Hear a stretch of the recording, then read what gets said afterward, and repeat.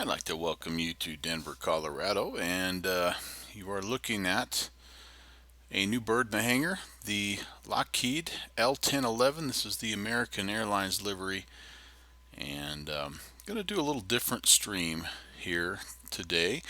I'm going to toss this out. First of all, I'm just going to let you know I am in no way an expert at doing this, but I've had a few questions about flight planning for a plane such as this, which the equipment that you can use on this, which is slant whiskey.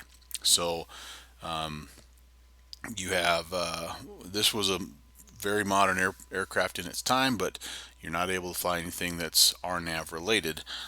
So it's kind of like slant alpha in many ways, a lot like a 172 Skyhawk, where it can fly VORs and DMEs and ADFs, but not a whole heck of a lot else. But still, that's pretty darn flexible as far as the routes you can fly and the airports you can fly into and out of. So we're going to actually plan a flight here from Denver to Dulles. I'm going to be making that flight here this afternoon, but this stream is going to just be all around this flight planning component here. Let me pull this over. We don't have so much other stuff on there. There we go. So yeah, and my hope is that actually a real world pilot, especially someone who's flown the L1011, will chime in at some point and say, wait a minute, you really should do it this way. So just kind of keep that in mind as we're going through. I'm using the Navigraph charts, and also going to be using Active Sky as our weather. One of the first things we have to do is we have to figure out the weather in the departing city as well as the arrival city, and then we need to figure out what at least what I do is I try to figure out what departure I'm going to be able to take. So the winds in Denver 270 at 8, so they're departing to the west in west ops. Sometimes they will with the heavier aircraft, if it's only 8 knots, they'll sometimes let you depart to the north or to the south. I could, one way that I do check, let me see if I can pull this information up. Um,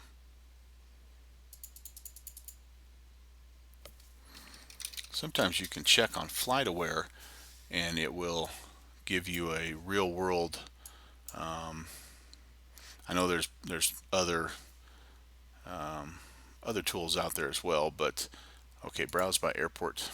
Let's just see, because this will affect the departure that we use. So Denver right now, as we look, okay, so it looks like they actually are in North Ops here.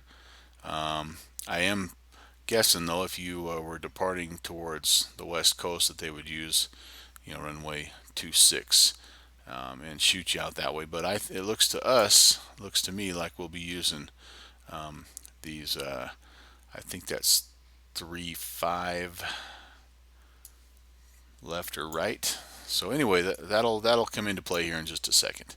All right, so back to this. So we do want to check our departures here out of Denver, and is a way you can in Navigraph Maps, you can do a quick show overview and you can get a feel for all the different, each departure kind of takes you out a different direction from each airport. So if we could, we would love to be on the Plains 9 departure, because that kind of gives us the most direct options there as far as heading out to the east towards Dulles.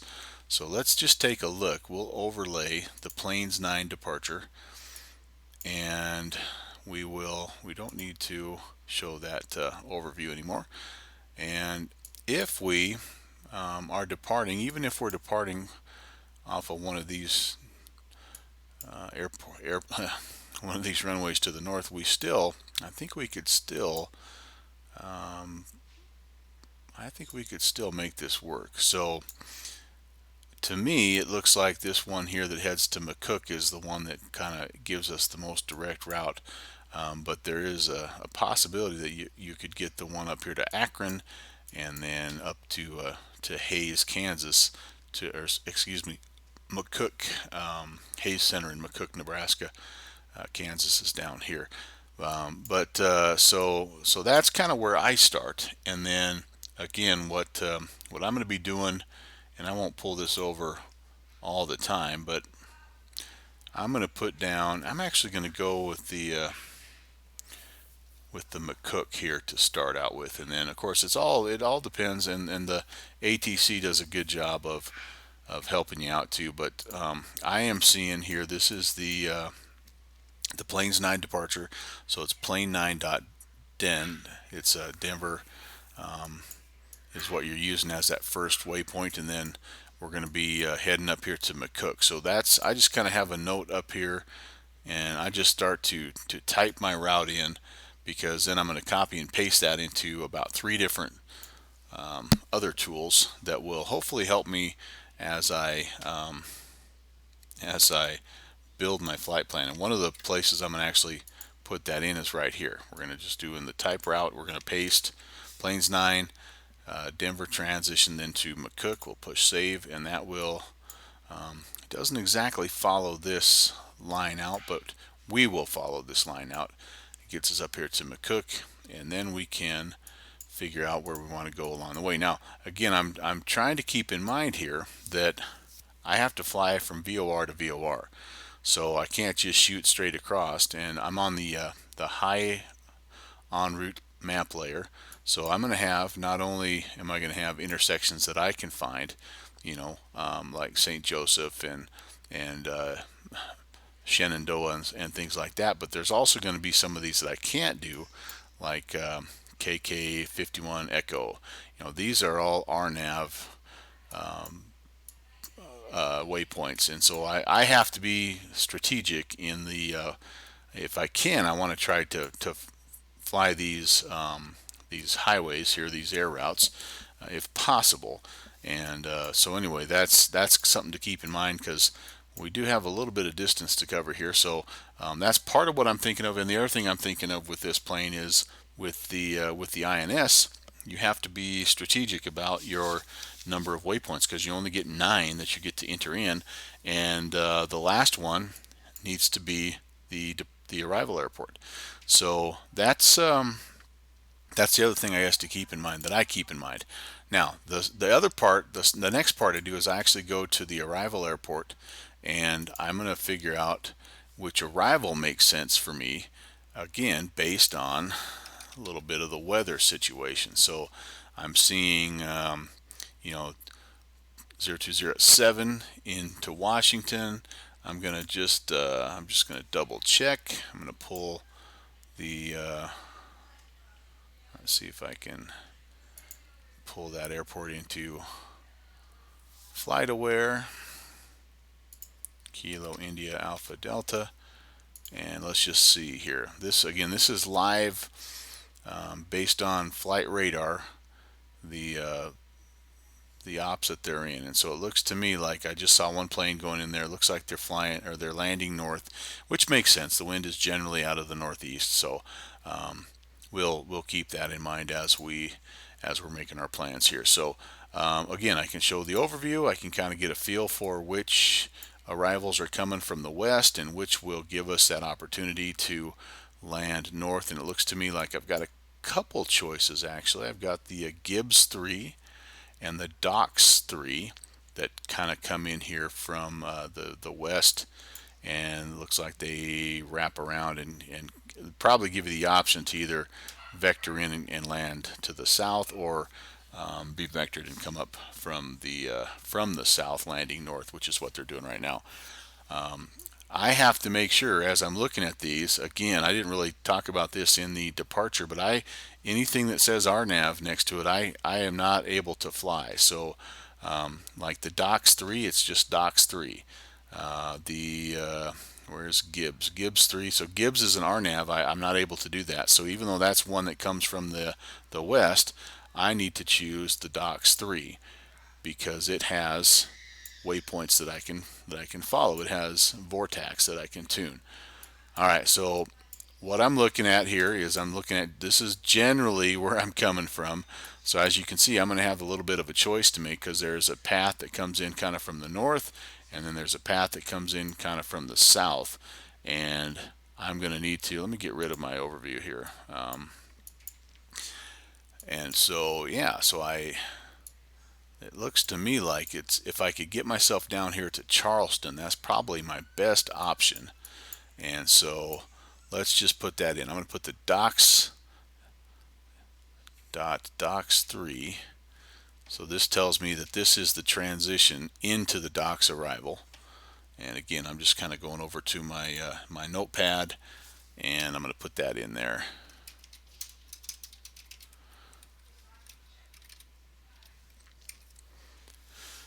And then, because here is docks, and so if that's the transition, so I'm going to be choosing, I'm going to go ahead and choose Charleston, Hotel Victor, Quebec.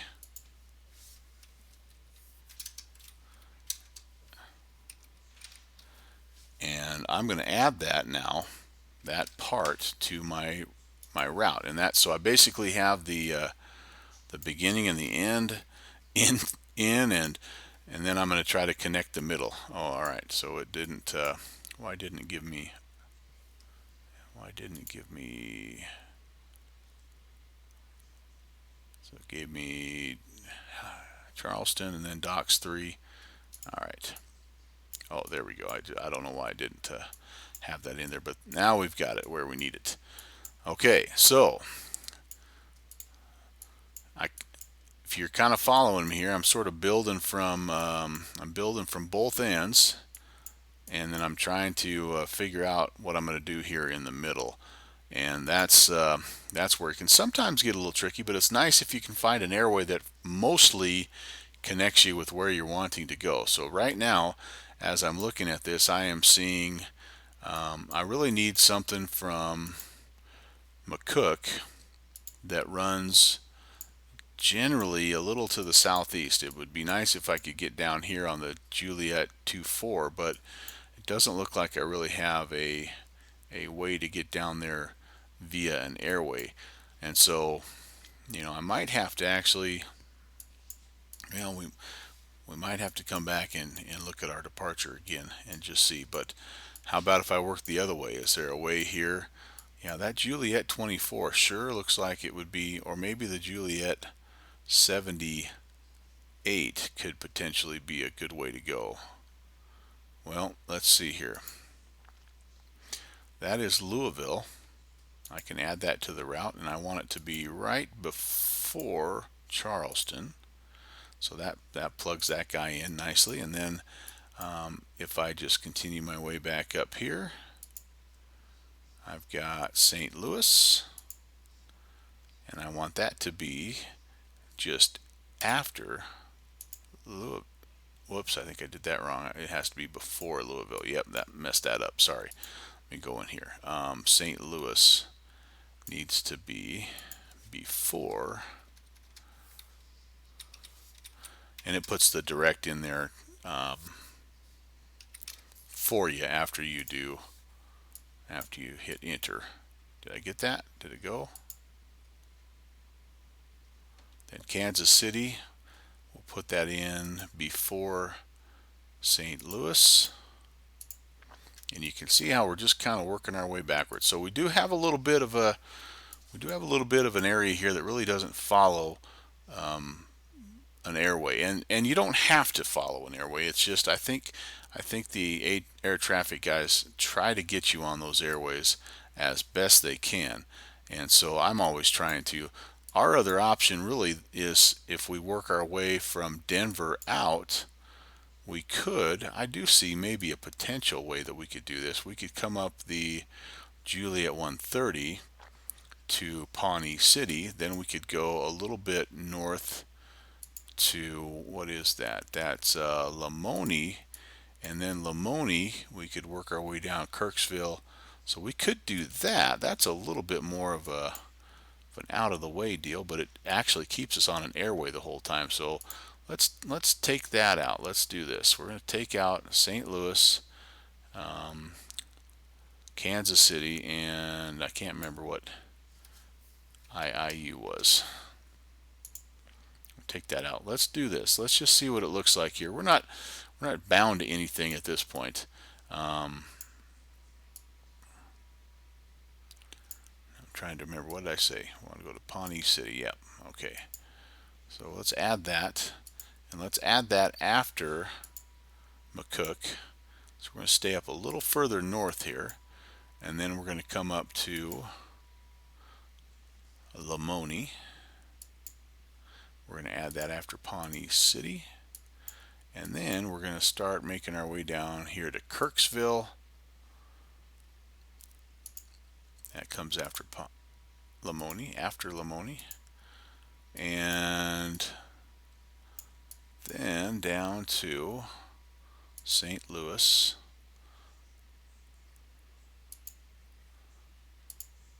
Add that after, and then we're kind of back in business here. We have to come down here to, here was the Louisville. That's what IIU was after St. Louis. Okay. And then we're on the arrival. So this again, not maybe the most direct route, but not terrible.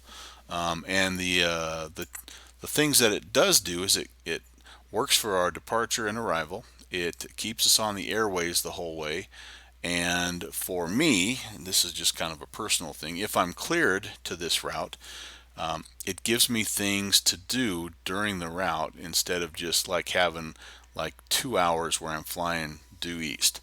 And so it'll be good because you have to kind of be, checking frequencies and making position checks, especially right through here. There'll be a lot happening in this L1011 because these are relatively short stretches here. Yeah, 80 miles and 180, so that's going to be, actually would be a good thing, even though there's some turning that you'd have to be doing and all that good stuff. But yeah, that's pretty much it. That's kind of what I do, and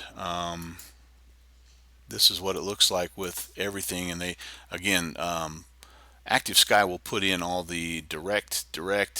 If you're not direct, if you're on an airway, it'll plug the airway in for you automatically, so that's kind of nice. And then you can just copy and paste that wherever you want. Like if you're putting it into vPilot or SimBrief or whatever, then you're good to go. Speaking of SimBrief, that's always my next option before I really do anything. Now I already have this started, and I'm going to pick, this will be the last part of this this video. I'm going to pick L1011. Oh, my session expired, darn it. Alright, I'll have to start that back over. Maybe it will do it automatically for me. Okay, cool. Gives me how long the flight's going to take, all that good stuff. And then down here, it does always give you a suggested route, but I'm going to put my route in there. Now, sometimes SimBrief doesn't like all the directs, so what I tend to do is I tend to take those out. And I'll show you why I'm doing this before I do anything else. This is even before I contact ATC. And okay, because here's what happens. All right, I'm gonna, and actually I don't have to have the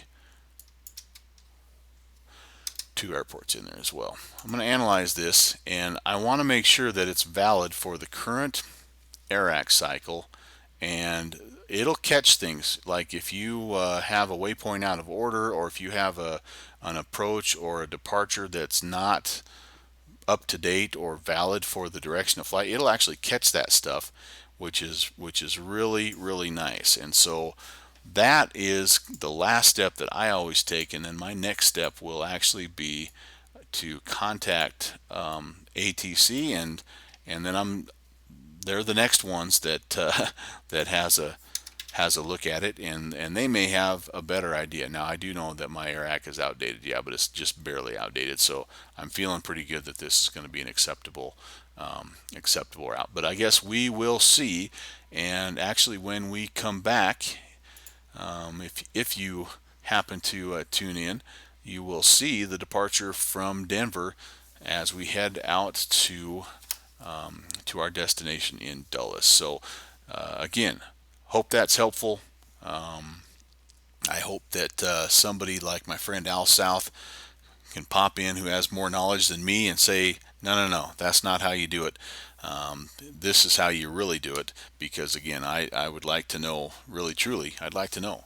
It's not about me being right now an expert in any way, shape, or form. I just want to get better, and there is actually precious little information out there right now that I've found that helps you do flight planning in a vintage aircraft such as this. So anyway, that's like I say, that's it for right now.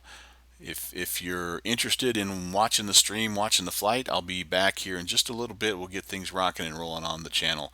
Until then, guys, I'll watch for you on TCast. Take care. God bless.